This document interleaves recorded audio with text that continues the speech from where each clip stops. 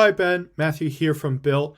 I've taken some time to go through your website, and what I want to do in this video is cover off some of the major points of my feedback as I was going through everything. So without any further ado, I'm just going to jump into it. I hope you don't mind, I've made a few notes as well, so I'm just going to refer to them. So my first impressions were overall mixed. So I like the image that you've used here. However, the logo itself seems quite blurry, so especially if you zoom in, you can see it really well here.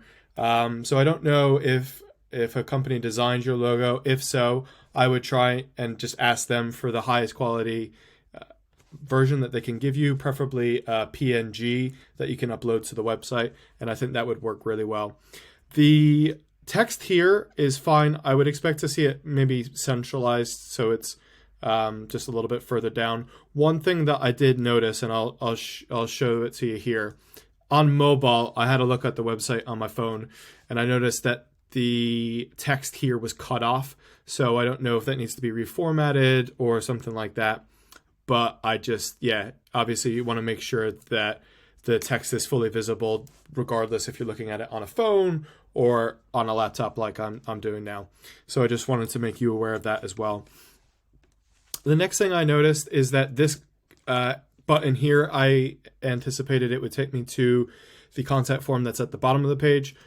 However, it looks like it just reloads the website, so it actually takes me to the top. So I would recommend updating this button so that it takes you to the contact form at the bottom.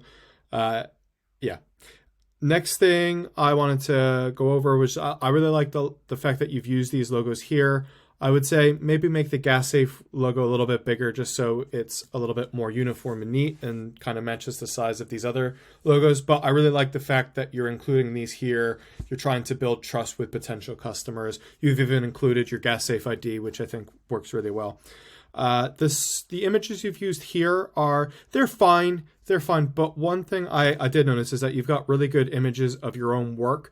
And what I would say is it would be, from my point of view, preferable for you to use some of your own images rather than stock imagery, just because this is obviously your work. You're showcasing it. These are obviously stock images. You've even got the second image here repeated within the same part of the website. So if possible, I would include your own images rather than stock imagery. I would only ever use stock images as a backup for any imagery you don't have yourself. So next thing I noticed was that the reviews section was coming soon. So to me, if I was a potential customer, that would be a red flag, just because personally I would never use a company that didn't have any reviews. Now, I know that you might be a new company that's just started. However, it is super important to have at least a handful of reviews on your website, with customers talking about their experience with you.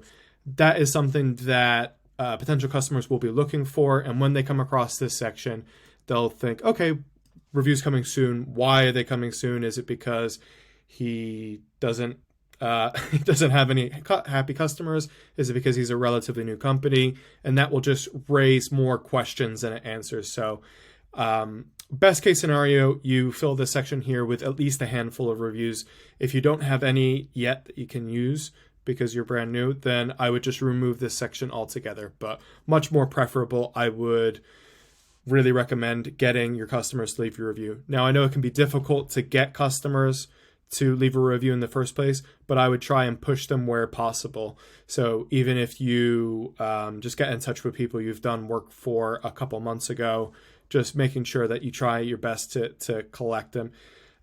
Even if you just say, hey, can you just reply to this email with a line or two about your experience, just so I can use it on my website.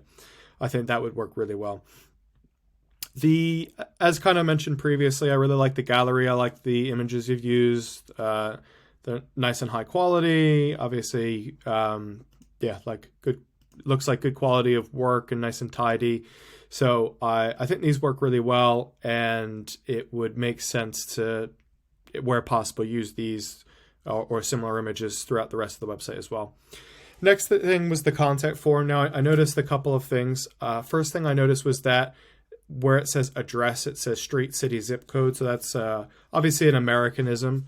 So if possible, if you're able to edit this like placeholder text, I would recommend changing it to postcode. Just a small detail, but I think, yeah, zip code just stands out and seems a little bit out of place. And then the other thing I noticed was average monthly bill. So I like the idea behind it, and I assume you're asking that because you can then get in touch with leads and let them know how your services can help them save on their monthly bill. However, it doesn't have any context here. It just says average monthly bill. So a couple of things. People might not understand why they're being asked that. People might not be comfortable with sharing that information. So I would recommend either removing this entirely from the contact form or providing a line or two as to why you're asking them for that, just so that they're aware of why they're sharing that information with you. Really, you want the contact form to be as simple and straightforward as possible. You don't want to have any barriers for people getting in touch with you. I can see this being a potential barrier, not a huge issue, but at the end of the day, you just want to make it as simple as possible for people to get in touch. The next thing I noticed was that this WhatsApp button, which is great. We find that this works really well for a lot of our trades as well. However, what I would say is that most people don't have WhatsApp installed on their desktop. So if you actually click on this here, it takes you to this screen. And for me, I could do it because I have WhatsApp installed on my laptop, but vast majority of people don't. So I don't know if there's an option on the website to hide this if someone's viewing it not on a mobile.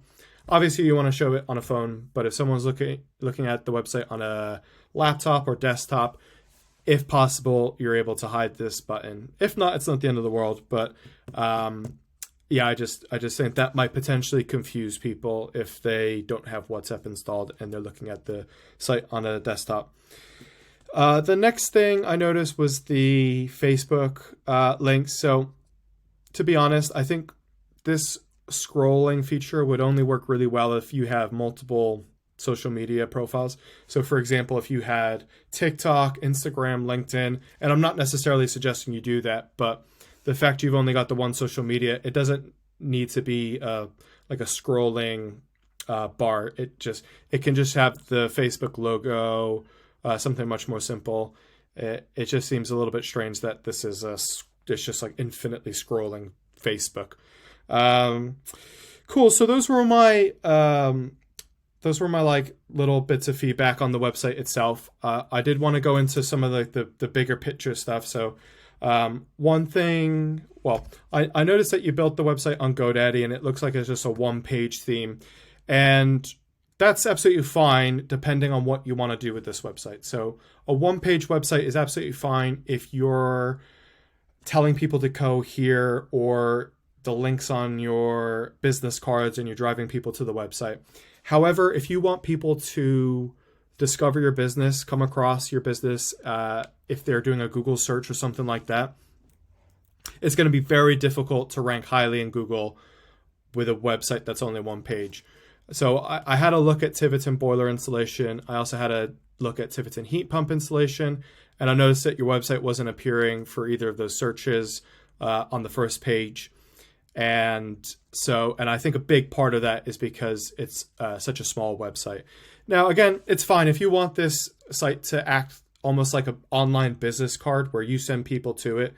This will do the job. If you make the revisions that I mentioned earlier on in the video, that will do the trick. However, if you really want to acquire new leads, new business, you will need to build out your website, add more pages, add more content about heat pump installations, for example, boiler installations, so that Google wants to see websites that have that level of information there, that have a whole page dedicated to a specific service, so that people looking for a heat pump installer in Tiverton can be sent straight to a page dedicated to that. And that page will have all of the information that the person will need. So what's involved in a heat pump installation? What are the benefits? What can someone expect from using your business? So that's just something to keep in mind. This is absolutely fine as a website. if you just want to send people to here. However, acquiring new business, you will need to rethink your strategy moving forward. And then last thing I wanted to highlight was when I did search for Tiverton heat pump installer, the good news is that I saw your Google business listing set up. So this is actually separate from your website. The website results appear here. This is what's called a Google business listing. So I assume this is something you've set up yourself. And the good news is that you're already in the top 3 for heat pump installers. So that tells me a couple of things. It means that that heat pump installation isn't as competitive as, for example, boiler installation, where you didn't show in the top 3.